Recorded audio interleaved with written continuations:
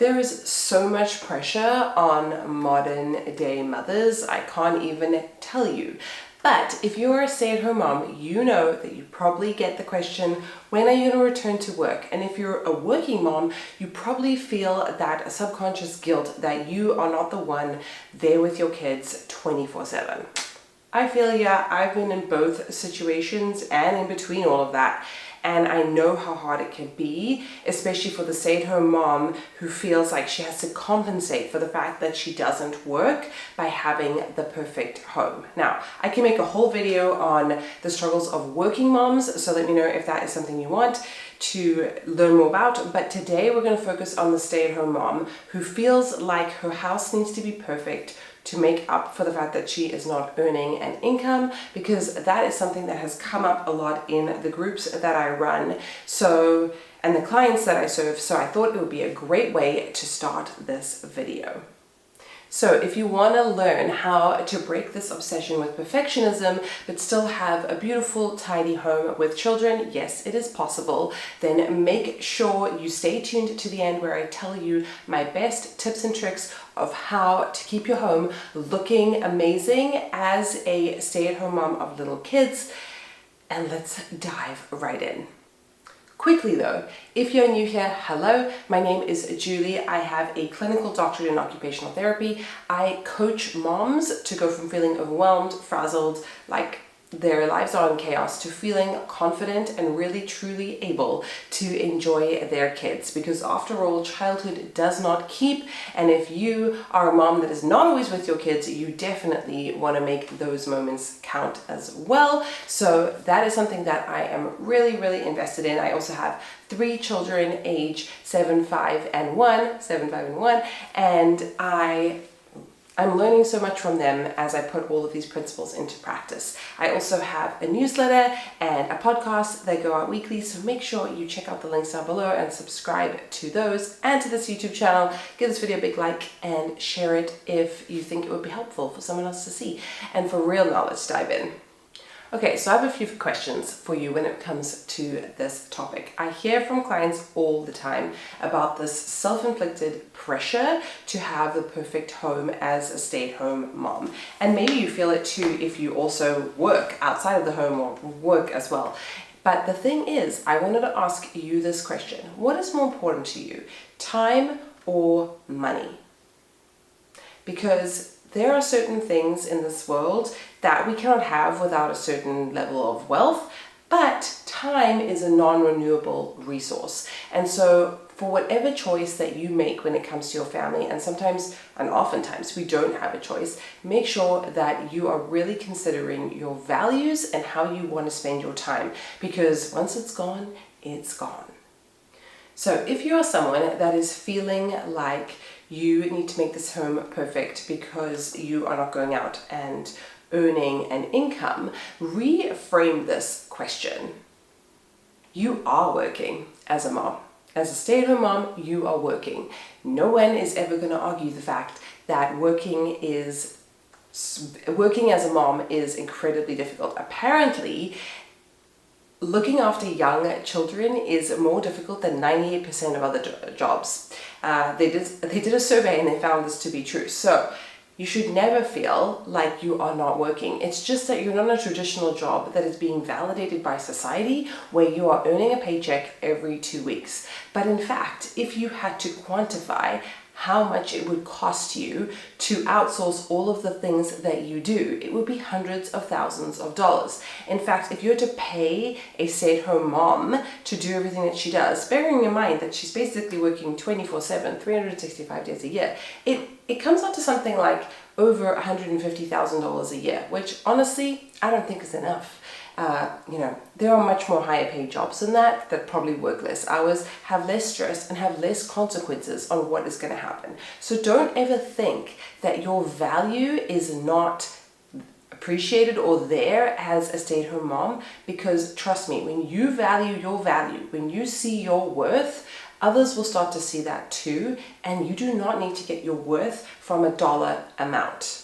Now, the second thing that comes up so much with stay-at-home moms is like, well, They get to the end of the day and they're like, I didn't do anything. I don't feel like I achieved anything. I don't feel productive. And as human beings, we have this desire for something that is called completing the loop. You know, we like to finish projects. We don't like to have shampoo bottles half empty, or we don't like to have to-do lists unchecked off. And so you feel unaccomplished when you didn't get anything real done. You just kept everybody alive. But I challenge you to go back, and you can do this mentally or you can physically do this, and write down everything that you've done in that day. Make the bed, wipe the child, bath the child, make a meal, make another meal, clean up the kitchen, do the laundry, fold the laundry, put away the laundry, run an errand, come back. I dare you even to write all of that down. It'll be a list this long and counting. Check all of that off, and it's probably more than the average 9-to-5 worker gets done in like a week that you've accomplished before 9 a.m. Through researching this video and just, challenging my own beliefs, because I'm in this societal melting pot too, we need to break this idea that only a mom can raise children. We are biologically wired to obviously want to be with our children a lot of the time, especially when they're young, all of the time. And a lot of us really struggle to separate ourselves from our kids. But the thing is, they benefit from other people, other grown-ups, other childcare givers, helping them grow in society. My son, who is 7, has many, many different varied interests, as many 7-year-old little boys do. And I can't possibly be an expert in many of them, to be honest, but in all of them. He would so benefit from a mentor who has an interest the same as him if I allowed him to spend time with that person, or that person was in my life. And so I want you to think about your beliefs around being a mom and feeling like you're the only person for that child, because I don't think that is true. We were designed to grow up in tribes and villages where different people provide different inputs to our children. And so a second part of this conversation as a stay-at-home mom is that we feel like we have to do it all. And society and our culture has kind of created that, right? We all live separately. We don't like to tell people, air our dirty laundry, tell people that we're struggling. And so we end up doing everything. We do all the cooking, all the cleaning, all the childcare. We feed the baby. We're up all night. We're planning the children's birthday parties. We're researching what schools to send them to. We are planning vacations for our families. We're doing everything. And I don't think we were ever intended to do it. And no wonder we feel so overwhelmed and frazzled. Okay, but all that being said, for many of us, that is our reality. We are doing everything, and we gain a lot of our own worth through being a stay-at-home mom. And so I promised you that I would give you my top tips on how to break this perfectionism. So here we go. Number 1, pare down your possessions. If you have less stuff to manage, it takes less time. It takes off the stress. Your children end up playing with their toys so much more because there's less to choose from. It's less overwhelming for them. And I think as a good practice, we do need to combat this society of consumerism. Plus, if you're a stay-at-home mom, you're living off one income, finance is a stressful thing for you, stop buying things that you don't really need. Sell things that you can afford to sell and start to be comfortable living with less. Enjoy it, embrace it. It will change your life. Even if I had all the money in the world, I would still want to live in a simplified, pared down home. It doesn't have to be ultra minimalist. We're not talking about having one spoon or one fork or, I don't know, like a tiny little box of a room just because that's easier to clean. But really being intentional about your possessions and your things is a great starting point for your mental health and just physically running your life. Number 2, focus on independent play for your children. You do not need to be with them 24/7, hovering over them. In fact, I would argue you don't even need to be doing that 2 out of 7. Children need to play by themselves, they need to play with their peers, and yes, they can also interact and play with their grown-ups, with their parents for sure. But they need that time to be alone and to cultivate independent play. It builds their self-esteem, and it is really, really important for their growth. So cut the guilt when it comes to feeling like you need to be your child's permanent entertainment. They don't need that. They need to learn how to fall in love with themselves. And frankly, you're going to stifle that process if you're always hovering over them. All right, number 3, ask for help. As I said before, we're not really designed to do this alone, and I think that is why so many of us moms these days are struggling with mental health issues and just feeling sad and overwhelmed, because we're trying to do this all, and it is just an impossible ask. It's never ever going to feel aligned, because it is not how nature intended it. And you know what, if you are not in a position to ask for like formal help where you're paying someone to help you, or that's just not on the cards for you with family or whatever, as your children get older, I would say even as young as sort of 3 years old and then 4 years old, they can help too.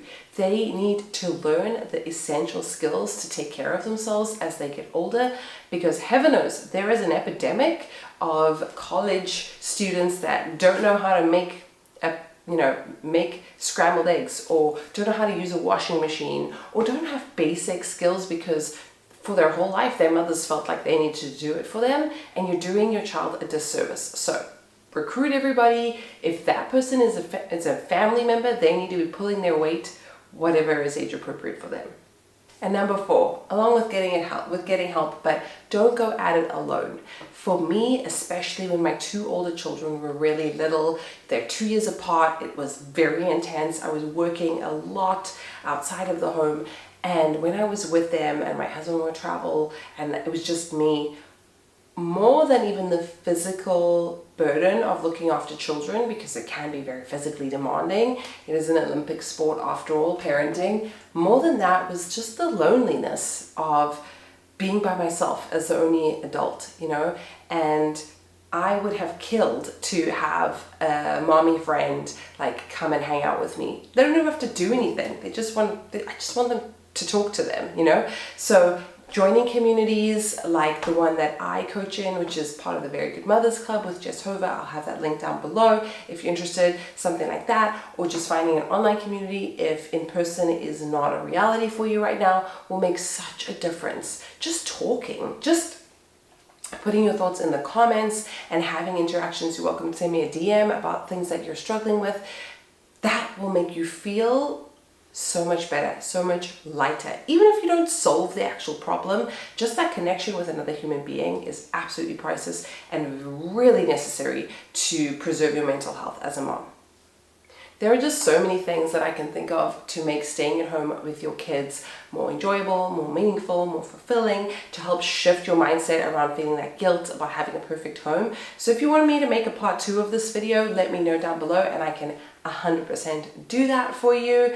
These are practices that I do in my daily life as a hybrid work from home, stay at home mom. So I would love to share more of those ideas. Let me know in the comments if that is something that you're interested in. If you've enjoyed this video, I would love to have you as a subscriber. Consider checking that little subscribe button, give this video a like, share it with a mom in need. And if no one tells you today, I want to tell you that you can do this. These hard times, they are temporary. They will pass and a new challenge will come in. But every time you get through that challenge, just like your children, you earn a stripe and you grow and evolve as a person, which makes you ultimately a better, more empathic, kinder, more confident mom. So I'm here to tell you that you can do this, and I can't wait to see you in my next video.